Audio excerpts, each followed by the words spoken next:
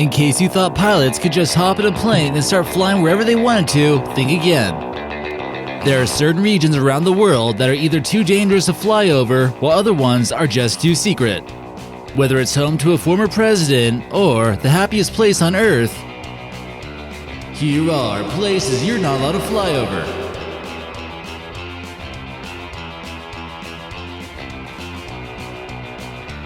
Hey guys, how's it going? I'm your host, American Eye, keeping an eye on everything you want to know.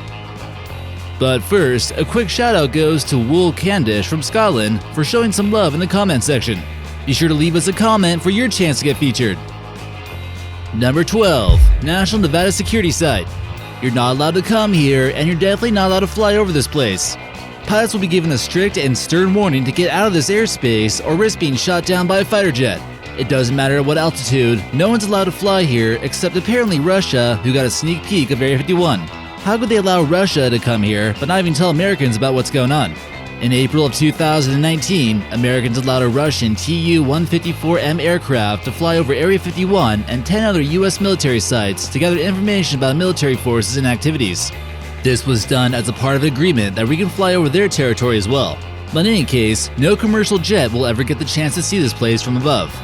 The US is allowed to conduct 16 annual surveillance flights over Russia, but each country probably has all their good stuff hidden underground. What do you think about this?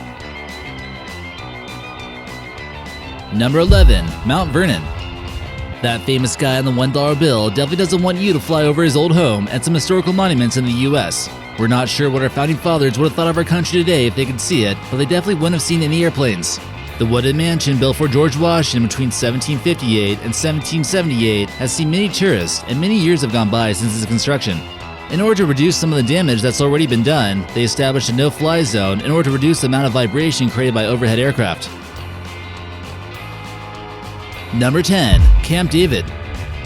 Also more formally known as Naval Support Facility Thurmont, this has been the presidential retreat for our heads of state dating back to the times of Theodore Roosevelt. The home has previously been the retreat and meeting place of high-profile politicians from across the globe.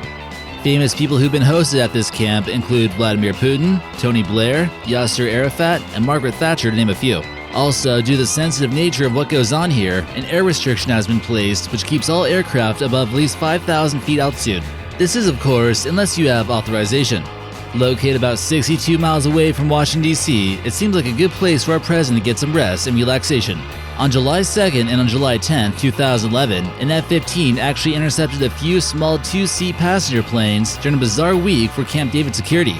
No one was hurt, but those pilots definitely had some intimidating aircraft in their rearview mirrors.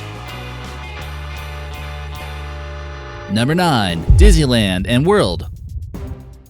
We all know many people gather at large amusement parks, which might make it a target for evildoers and whatnot.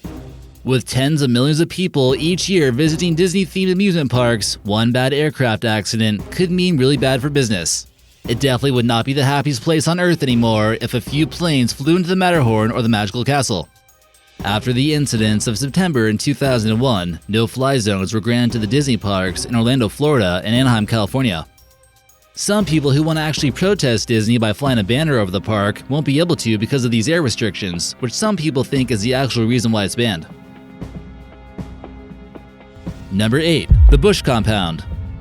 The Bush Compound serves as a summer home for the Bush family and is located in the southern part of Maine overlooking the Atlantic Ocean. The Bush Compound has been occupied by the Bush family for over 100 years, so don't let them fool you by pretending to be a Texan. Due to the sensitive nature of the compound and the fact that he's not necessarily well-liked, it's possible that there is hidden anti-aircraft machinery that will shoot down anything that gets too close. Some sources indicate that it's restricted from the surface to 1,000 feet in the air, which at least restricts helicopters to some extent. It was also used so often by the Bush family during summertime that it got the nickname of the Summer White House. But we all know how former presidents now have access to Secret Service security, so this place can turn to a fortress and air traffic will be specifically directed not to fly over it. It features a swimming pool, tennis court, golf green, boat deck, and possibly a dungeon. It wasn't too secure, however, against a series of strong storms, which led to an estimated $300,000 in damage. Number 7, the Dugway Proving Ground. This is another restricted airspace zone that needs land the size of Rhode Island to remain secret. The Dugway Proving Grounds are located about 85 miles southwest of Salt Lake City, Utah, and despite the sheer size of the government land, the residents should still not feel at ease. The US Army has tested things here like biological agents, chemical weapons, flamethrowers, and things like napalm.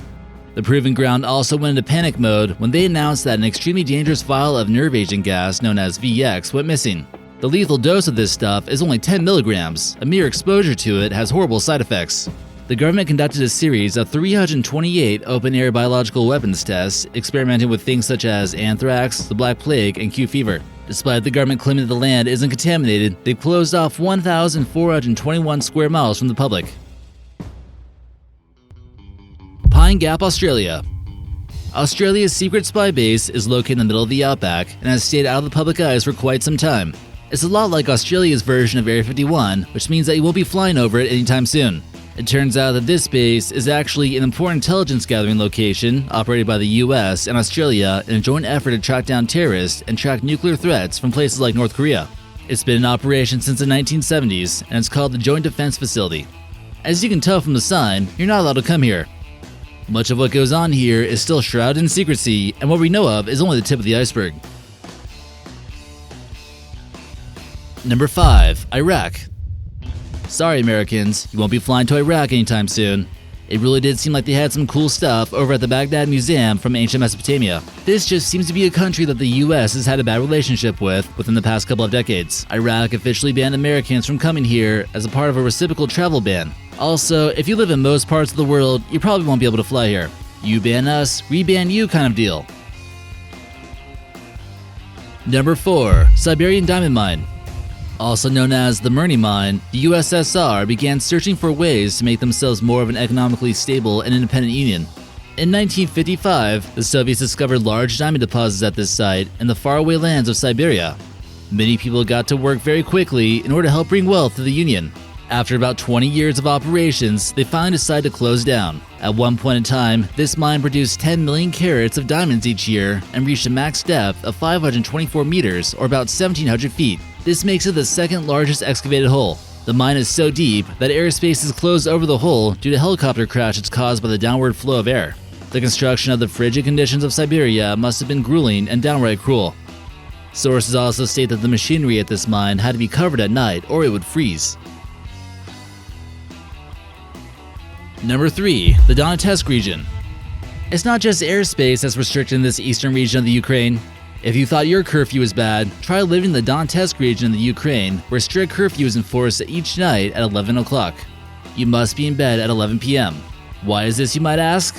Well, this is a separatist region of the Ukraine who more closely identifies themselves as being Russian.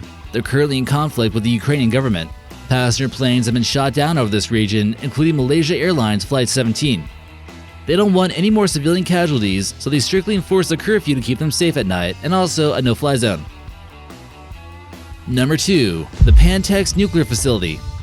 Considered to be a national security site, the plant and the area around it is strictly off-limits to the public, and that means planes too.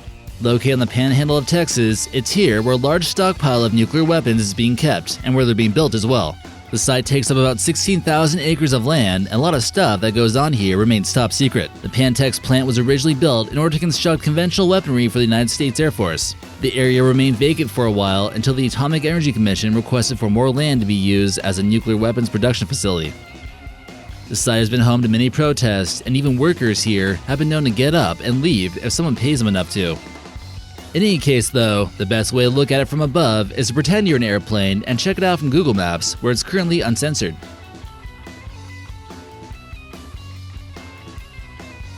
But first, has anyone actually been on a flight that flies over the North Pole? It seems like it would make more sense in some cases. Let us know your thoughts in the comments section and maybe we'll feature you in an upcoming video.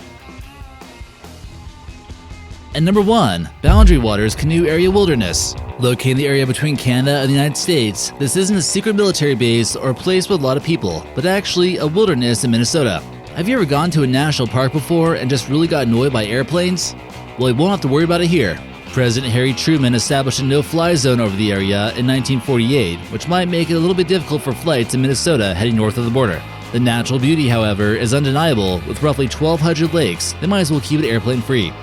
Or maybe they could be hiding some secret stockpile for nuclear weapons here. Who knows? Whoa, now that was a cool video. Make sure you guys like, comment, and subscribe, and we'll see you next time.